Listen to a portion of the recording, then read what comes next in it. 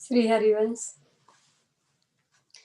मोहन मदन त्रिभंगी, मोहन मुन मन रंगी, मोहन मुन सगन प्रगट परमानंद, गुण गंभीर गोपाला, शीस किरीट श्रवण मणि कुंडल, उर्मंडित बनमाला, पीतांबर तन धातु विचित्रित, कल किंकन कटि चंगी, नख मणि तरन चरण सर सीरहु, मोहन मदन त्रिभंगी।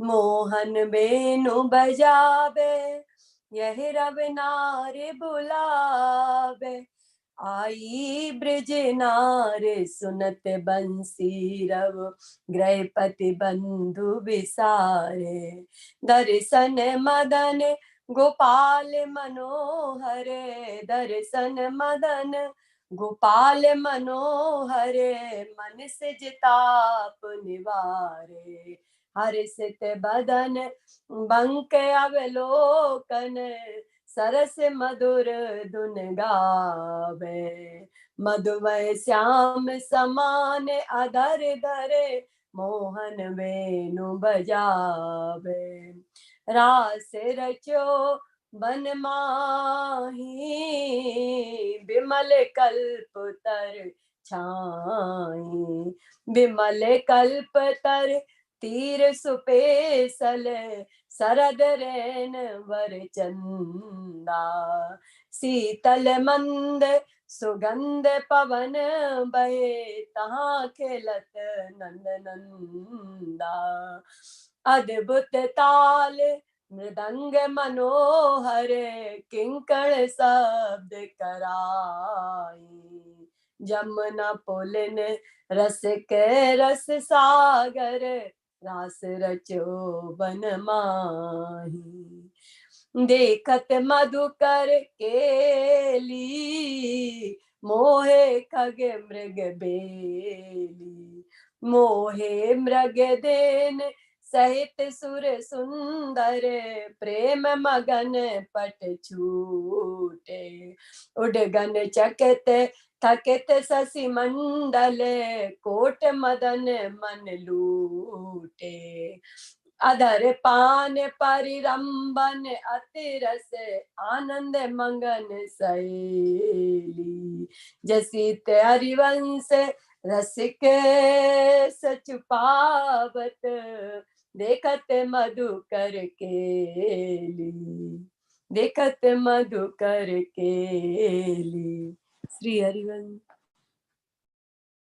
जय हो। कह रहे हैं रास का वर्णन है तो मोहन मदन त्रिभंगी, ये महारास का वर्णन है जो भागवत में मेंशन किया गया था। शरद रात्रि को भगवान ने आधी रात को सब सखियों को बुलाया था। हाँ, तो जब पहले तो शाम हुई तो मोहन तो पहले ही वहां पर आ गए और मोहन ने योग माया को पहले ही बता दिया था कि आज सबकी इच्छा पूरी करनी है।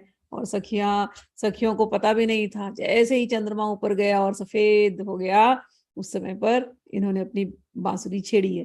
तो आज उसी की बात हो रही है, मोहन मदन त्रिभंगी, कि ऐसी इनकी ललित त्रिभंगी है कि वो मदन को भी मोह ले।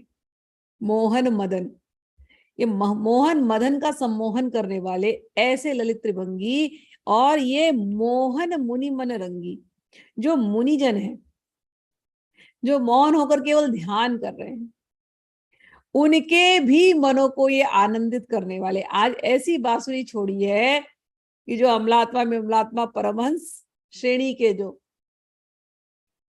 जो है ध्यानी शांत रस में, उनके भी मन को आज हिला दिया है कि नहीं, आज तो रास होने वाली है। तो सबके मन को मोहने वाले, मुनियों के भी मन को आनंदित करने वाले ऐसे ललित त्रिभंगी, जो मदन मोहन का भी सम्मोहन कर ले, इतने सुंदर आज ये रास के लिए तैयार हैं।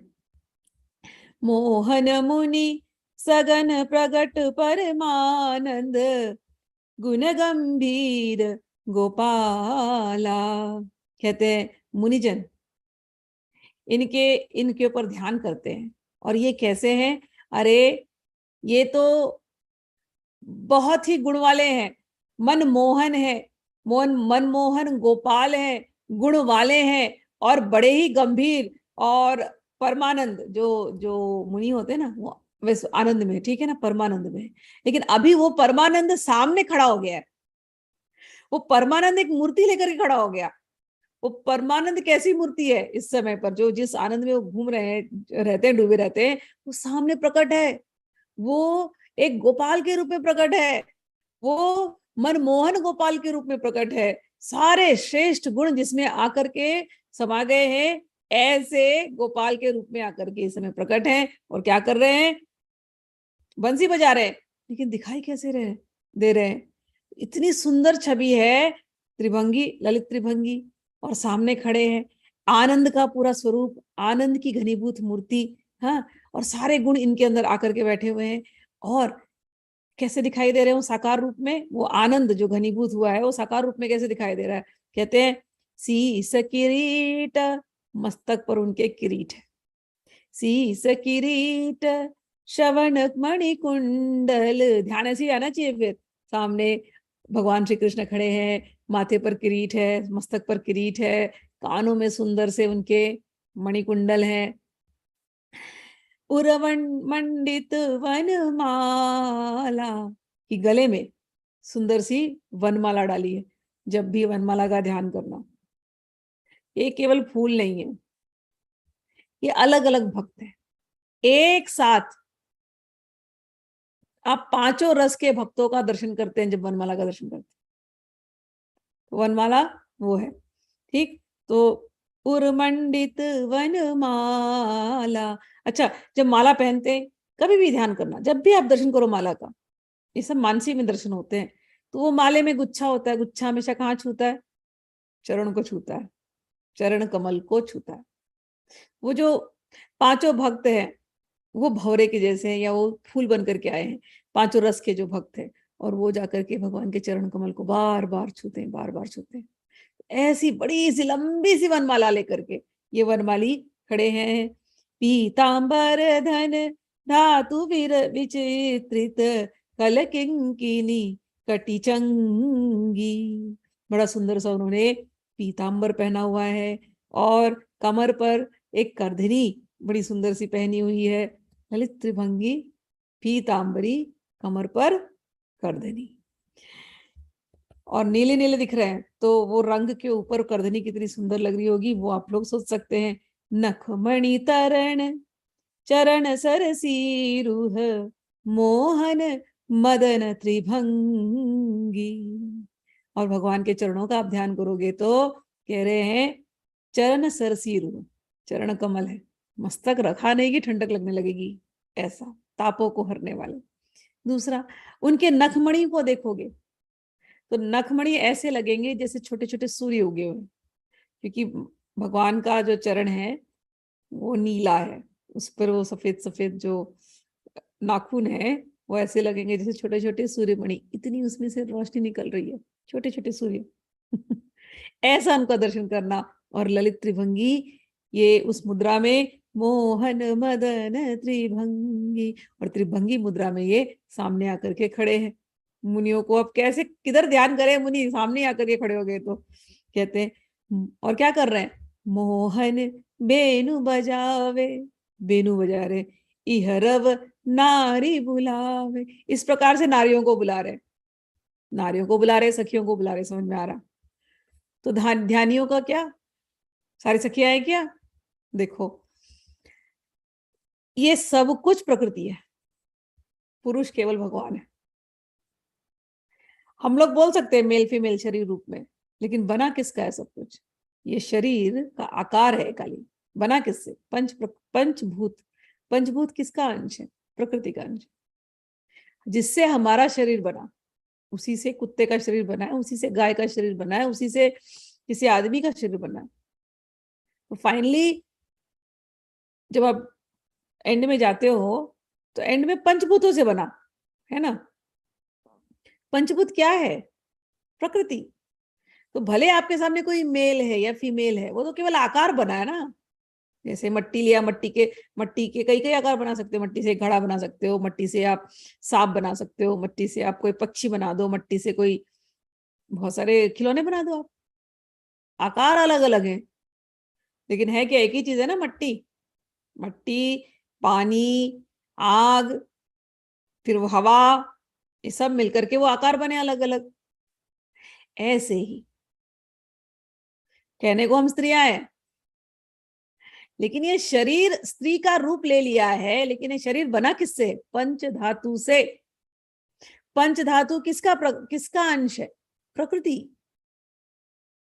उसी प्रकार से हर एक जीव को देखो, जो आदमी दिखाई देते हैं हमको, उनका आकार अलग है आदमियों का, लेकिन बने किससे? ये चमड़ा, उनका वो फ्लैश, वो बना किससे?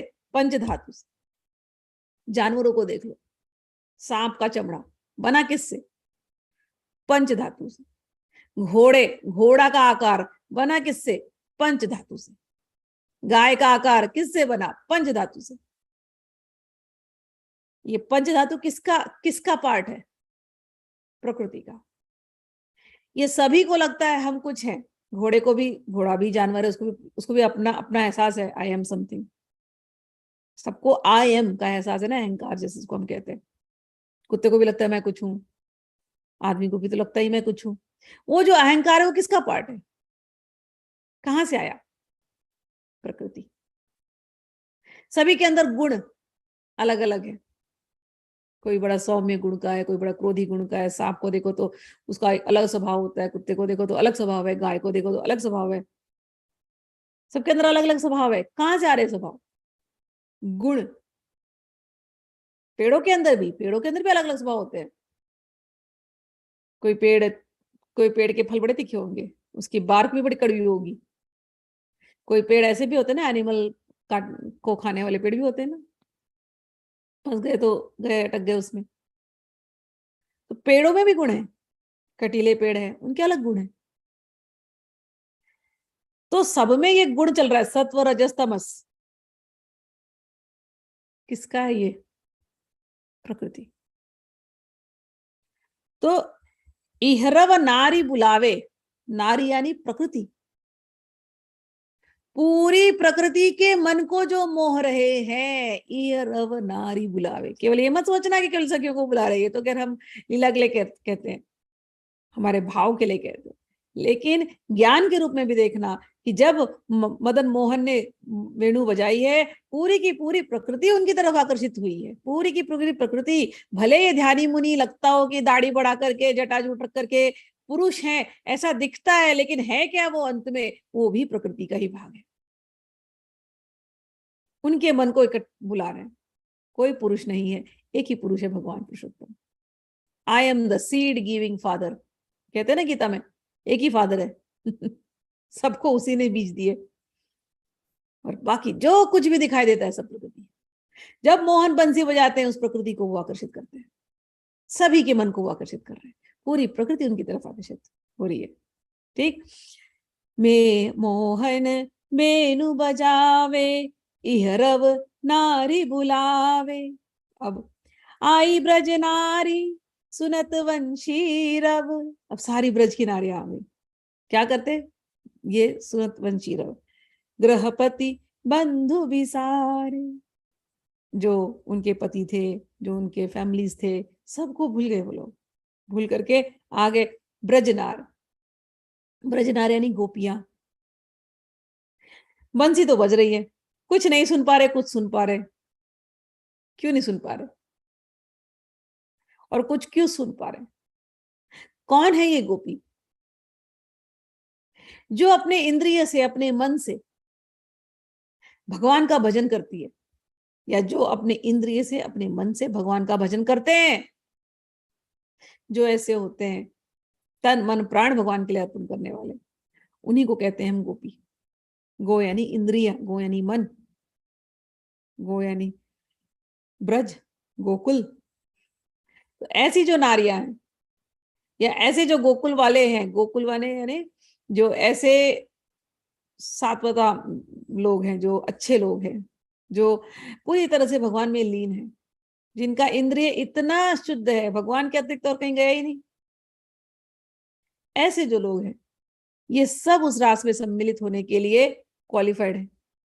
तो आई ब्रज नारी सुनत वंशी रव, ग्रहपति बंधु बिसारे। उनके ग्रहपति उतने नहीं समर्पित थे जितने ये गोपियां हैं, इसलिए वो तो उनको तो याद नहीं, लेकिन ये सब की सब उस रासलीला में पहुंच गई। ये कोई ऑर्डिनरी रासलीला नहीं है आदमी औरत की, पुरुष और प्रकृति हर जगह आज भी पुरुष और प्रकृति की लीला होती रहती है। अगर पुरुष और प्रकृति, देखो ये पृथ्वी प्रकृति है, पुरुष भगवान ब्रह्म स्वरूप में, ठीक। अगर पुरुष प्रकृति की लीला नहीं होती अभी तो कहीं से भी घास कैसे उग जाता है बताओ? पुरुष प्रकृति मिलेंगे तो ही तो कुछ उगेगा ना। पत्थर में से कभी कभी देखते हैं हम लोग ऐसे एक पेड़ निकल आया, कैसे? पुरुष प्रकृति की लीला एवरी सेकंड हो रही है, एवरी सेकंड। पूरे नेचर को तुम देखो, पुरुष प्रकृति की लीला हर हर क्षण कोई पैदा हो रहा है, हर क्षण कोई पैदा हो रहा है, चाहे वो घास ही क्यों ना हो। हम तो केवल ह्यूमन सोचते हैं, एक एक बैक्टीरिया हर क्षण। तो ये लीला हो रही है, पुरुष प्रकृति की लीला। हर जगह आनंद है। कभी कभी वो आनंद किसी किसी ऋतु में ज्यादा दिखाई देता है, जैसे स्प्रिंग ऋतु में, स्प्रिंग के सीजन में, बसंत ऋतु में, या ये जो ऑटम में, ठीक है। तो हम लोग आप आगे बढ़ते हैं। तो पुरुष प्रकृति की ही रास हर जगह है। दर्शन मदन गोपाल मनोहर, मन सिज ताप निवारे। सारी की सारी गोपियां आ गई हैं बाहर और मिलने के लिए इसको, एक बार उस मदन गोपाल, उस मनोहर मदन गोपाल के दर्शन करने, एक बार दर्शन कर लिया, मनसिज ताप निवारे, जो उनको ताप था वो उनका दूर हो गया। मनसिज, मनसिज यानी प्रेम का ताप, कामदेव कहने का अर्थ है। लेकिन भक्तों को क्या ताप होता है? भक्तों को कोई संसारी ताप नहीं होता, गोपियों को कोई संसारी ताप नहीं है। क्या है हमारा, ये नहीं है हमारे पास, वो कमी हमारे पास, हमारे घर वाले हमारा नहीं सुनते, हमारे पति हमारा नहीं सुनते, ये ताप नहीं है इनको। एक ही ताप है, कब दर्शन होंगे, कब दर्शन होंगे, कब दर्शन होंगे, कब मदन गोपाल के दर्शन होंगे। उनके बिना जिया नहीं जा रहा है। मिलबे को जियरा तपे, वचन सुनत को कान, गोवर्धन वाले वासी सावरे, तुम बिन रहियो न जाए। ये ताप होता है। तो मदन गोपाल की वो दर्शन करने आई हैं, क्यों? मन सिज ताप निवारे। आगे कहते हैं, हर्षित वदन बंक अवलोकनी, सरस मधुर धुनि गावे, मधुमय श्याम समान अधर धरे, मोहन वेणु बजावे। और कह रहे हैं कि जो श्याम सुंदर है वो इतने मधुमय है इस समय कि उन्होंने अपने इनके ताप को दूर करने के लिए उन्होंने अपने मधुर मधुर अधरों पर अपनी वंशी रखी है, और उस मधुर अधरों से, उस वंशी से वो एक मधुर तान इस समय छेड़ रहे हैं। और जो सखियां हैं, गोपियां हैं, उनकी केवल वदन को देख करके कहते हैं, हर्षि वदन बंक अवलोकनी। बस उनके चेहरे को देखती हैं, पहले चरणों को देखती हैं, फिर चेहरे को देखती हैं। चेहरा इतना सुंदर, और फिर भगवान जिस तरीके से तिरछे नेत्रों से सबकी तरफ देखते हैं एक बार, उसी में इनको शांति मिल जाती है। और जब भगवान मुस्कुरा देते हैं फिर तो और शांति मिल जाती है। और भगवान कहते हैं, अभी तो रुको, अभी मुस्कुराना क्या, अब तो तुम्हारे लिए मैं, आज तो तुम्हारे लिए हूं मैं, बस तो आज मैं बंशी बजाने वाला हूँ, अब तुम लोगों के लिए सुनो बैठकर। और फिर भगवान ने ऐसे निकाली है बांसुरी और अपने होठों पे रखी है, बस अब तो कहाँ किसी का मन कहीं और जाने वाला, अब तो केवल इनको निहारते रहो और श्रवण, और इनके जो बांसुरी का तुम श्रवण करते रहो, श्रवण पुट में भर भर के बांसुरी के धुन को अंदर समाते रहो। अब बांसुरी बजेगी तो क्या वहां बैठे रहेंगे क्या ऐसे ही? फिर तो पैर हिलने लगेंगे, थिरकने लगेंगे, नृत्य होएगा अपने आप। कहाँ कोई रुक सकता है? मोहन ने बांसुरी बजाई तो कैसे कोई रुक सकता है? रुक ही नहीं सकता। अब तो रास शुरू होगा।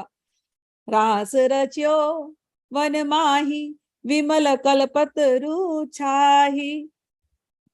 अब इस वन में, इस वृंदावन में एक कल्प वृक्ष के नीचे ही रास की रचना हो गई। विमल कल्पतरु तीर सुपेशल शरद रैन वर चंदा। कल्प वृक्ष है, कल्प वृक्ष के नीचे खड़े होकर के वेणु बजा रहे हैं। यमुना का पुलिन है, दूर तक यमुना का सुंदर तट दिखाई दे रहा है। शारदीय नवरात्रि है और उसके ऊपर परम सुंदर चंद्रदेव और श्री कृष्ण चंद्र, और क्या चाहिए। और उसके ऊपर शीतल मंद हवा बह रही है। बिल्कुल जब आप लोग रास में जाना ना, ऐसी होना चाहिए, सामने कृष्ण चंद्र, ऊपर चंद्रमा, और हवा इतनी सुंदर बह रही है सारे पुष्पों के सुगंध को लेकर के, फिर राधा रानी के श्रीअंग के सुगंध को लेकर के, केशर की खुशबू आ रही है, चंदन की खुशबू आ रही है, गुलाब की खुशबू आ रही है, गुरु की खुशबू आ रही है, कमल की खुशबू आ रही है, ऐसे ऐसे अलग अलग खुशबू, केवड़े की खुशबू, चंपा की खुशबू, मोगरे की खुशबू, सारे पुष्पों की खुशबू इस समय इस वृंदावन में आ रही है। सुंदर हवा बह रही है, एकदम मंद समीर शीतल सुगंधपूर्ण ऐसी हवा बह रही है, और उसके बीच में नंद नंदन रास खेल रहे हैं। और उस रास में अद्भुत ताल बज रहे हैं, मृदंग बज रहे हैं। ताल मृदंग, मृदंग के साथ साथ नृत्य में उनके पायल, पायल के साथ साथ कमर पे करधनी, करधनी के साथ साथ हाथ के कंगन, जो जो वो स्टेप लेते हैं उस हिसाब से वो छोटी छोटी घंटियां भी अपना अपना एक वाद्य बजा रही हैं। तो इस समय यमुना पर, वृंदावन के यमुना पुलिन पर रसिक नंद नंदन ने इस प्रकार से रास की रचना की है। आगे कहते हैं, देखत मधुकर केली मोहे खग मृग बेली। अब रास रचे तो वहां के जितने मधुकर हैं, भौरे, सब आ गए खींचे हुए। देखो एकदम से चंद्रमा चमक रहा है और श्री कृष्ण चंद्र चमक रहे हैं, और भौरे जितने सारे आ गए। याद रखना, वृंदावन के भौरे यानी बहुत अमलात्मा विमलात्मा भक्त, रसिक भक्त हैं, वो सब वहां पर आ गए। इतने में इतना ही थोड़ी, सबके मन को तो मोह ही रहे थे। तो वहां के खग मृग वो कैसे बच जाएंगे, वो भी बड़ी बड़ी आंखें करते हुए आ गए वहां पर, एकदम भक्ते भक्ते सबके सब। और सब सब जगह भौरे देख रहे हैं, भौरे भी उस ताल मृदंग में गुनगुना रहे हैं, और सारे मृग खग वो भी आकर के यूं बड़ी बड़ी आंखें लगा लगा करके देख रहे हैं। और कहते हैं, नृत्य ऐसे जोरों का होने लगा, बढ़ता गया कृष्णो। उसके बाद तो किसी को ख्याल ही नहीं कपड़े का भी, कपड़े भी गिर रहे हैं। कहते, मोहे मृग धेनु सहित सुर सुंदरी प्रेम मगन पट छूटे। कहते हैं कि ये इन दोनों के साथ साथ, हाँ, सारे मृग भी, सारे धेनु भी, सारे जो जितने नारियां हैं, सुर नारियां, देवियां, उधर देवताओं की, ठीक है ना, तो नीचे तो सारे मोहित हो ही रहे, उधर देवता स्वर्गलोक की जो देवियां हैं वो भी मोहित होकर के देख रही हैं। सब लोग प्रेम मगन हो चुके हैं, और इतने प्रेम मगन है इस समय, किसी को अपने वस्त्र की भी कोई जिसे परवाह नहीं है। वस्त्र कहीं छूट रहे हैं, अंगों से खिसकने लगे हैं। और आकाश में, कह रहे हैं, आकाश में तारागण चमक रहे हैं। जितना यहाँ पर म्यूजिक बजता है, तारागण भी उस हिसाब से वहां वहां लाइटिंग कर रहे हैं। कभी कभी हम लोग करते हैं ना, ऐसे डांस का प्रोग्राम होता है तो हम लाइटिंग चेंज करते हैं, तो यहाँ सब नेचुरल लाइटिंग है। यहाँ म्यूजिक बजती है तो तारागण वहां से एकदम लाइटिंग करते प्रॉपर शो। तो ठीक है ना, एकदम लाइट एंड साउंड शो। तो आकाश में तारागण भी देख देख करके चकित हो रहे हैं। और चंद्रमंडल स्पेशल हाईलाइट है, वो जहां जहां जाएंगे वहां वहां हाईलाइट चल रहा है। चंद्रमंडल भी थकित है इस समय। और कहते हैं, कामदेव जितने थे सारे बोले, अभी काम छोड़ो, यहाँ करके देखो, हम क्या किसी को काम, हम क्या किसी को उस देंगे प्रेम। अरे सारा प्रेम का सागर तो यहाँ उमड़ रहा है। सारे के सारे कामदेव, कोटि कोटि कामदेव, वो भी यहाँ पर आ गए। और जैसे कि मोहन को देख करके सबके सबके मन लुढ़ गए। कामदेवों के मन को भी इस समय मदन मोहन ने लूट लिया है। सब लोग आनंद मग्न है, सारी सहेलियां, और आनंद मग्न हो रही हैं। आप लोग को स्मरण है, हर सखी के साथ श्री कृष्ण थे तो हर सखी को अधरामृत का पान मिल रहा है, आलिंगन का रस मिल रहा है। आज तो और क्या चाहिए। जिस रात के लिए जिसके लिए प्रार्थना की थी माँ कात्यायनी से, आज जाकर के वो पूरी हुई है। तो नृत्य, और नृत्य के साथ साथ आलिंगन, आलिंगन के साथ साथ अधरामृत पान, आज तो बहुत ही सुंदर रास रचा गया है। कहते हैं हित हरिवंश जी, जय श्री हित हरिवंश रसिक सचु पावत, देखत मधुकर केली। हित हरिवंश जी कहते हैं अरे वाह, ये जो मधुकर केली, यहाँ पर मधुकर एक ही है, सबसे बड़े भंवरे हर एक पुष्प पर जा जा करके बैठने वाले, वो है हमारे श्री कृष्ण, रसिक रूप, रसिक भ्रमर रूप श्री लाल जी। उन्हीं की ये रास क्रीड़ा है। और ये जो रास क्रीड़ा इन्होंने की है इतनी दिव्य है कि इसका आस्वादन करने वाले सभी रसिक प्रेमी और जो सखियां हैं, वृंदावन के परिकर इत्यादि, सभी इसका स्मरण कर करके सुख पा रहे हैं। याद रखना, ये तो लीला लिखी गई, लेकिन इसमें सब सम्मिलित हुए हैं, सब सम्मिलित हुए हैं, योगी जन भी सम्मिलित हुए जो जिनका ध्यान भगवान की तरफ है, ठीक है ना। और हित हित सखी के वजह से, सुखदेव जी की वजह से हम लोगों को भी ये रास सुनने मिला। अगर हम भी अपने मन को ऐसी पवित्र करें तो ये रास कभी हमारे हृदय से निकलेगा नहीं। हम भी इस रास में रोज सम्मिलित हो सकते हैं। जब ध्यान करो रास प्रकट हो जाए हृदय के अंदर।